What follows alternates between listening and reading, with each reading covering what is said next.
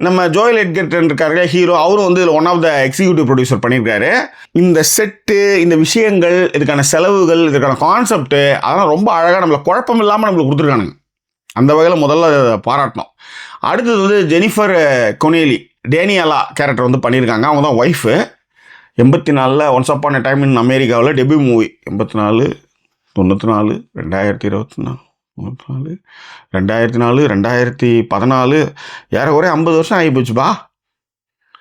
நீங்கள் பார்த்தீங்கன்னா 50 வயசு பொம்பளை மாதிரி தெரியாது. அவ்வளோ அந்த அளவுக்கு வந்து உடம்பு வந்து அழகாக மெயின்டைன் பண்ணிட்டு இருக்காங்கன்னு சொல்ல வரேன். ஜேசன் ஒய்ஃப் ரொம்ப நல்லா பண்ணியிருந்தாங்க. அதே மாதிரி அலிஸ் பிரிகா, அவங்க தான் அமெண்டான்ற ஒரு கேரக்டர் பண்ணியிருந்தாங்க. ரொம்ப நல்லா இருந்தது. சில டைலாக்ஸ்லாம் நமக்கு ரொம்ப பிடிக்கும். அப்போ நீ என்னை விட்டு போகிறையா அப்படின்னு ஜேசன் கேரக்டர் வந்து அமாண்டா கிட்ட கேட்கும். அப்போ அமாண்டா பேசுகிறது வந்து சூப்பரான டைலாக். அதாவது, உனக்காவது போய் பார்க்குறதுன்னு பொண்டாட்டி புல்லுன்னு ஒன்று இருக்குது, எனக்கு அப்படி கிடையவே கிடையாது. என்ன, நான் வந்து இந்த உலகத்திலே இருக்கிறதா எனக்கு சரியாக இருக்கும்னு நான் நினைக்கிறேன். ஒன்று. ரெண்டாவது, இந்த உலகம் வந்து அந்தளவுக்கு வந்து அன்ஃபிட்டாக இருக்காதே உனக்கு அப்படின்னு ஜேசன் கேரக்டர் வந்து அமாண்டா கிட்ட கேட்கும். அப்போ அமாண்டா சொல்லும், எதுவுமே சரி கிடையாது தான்.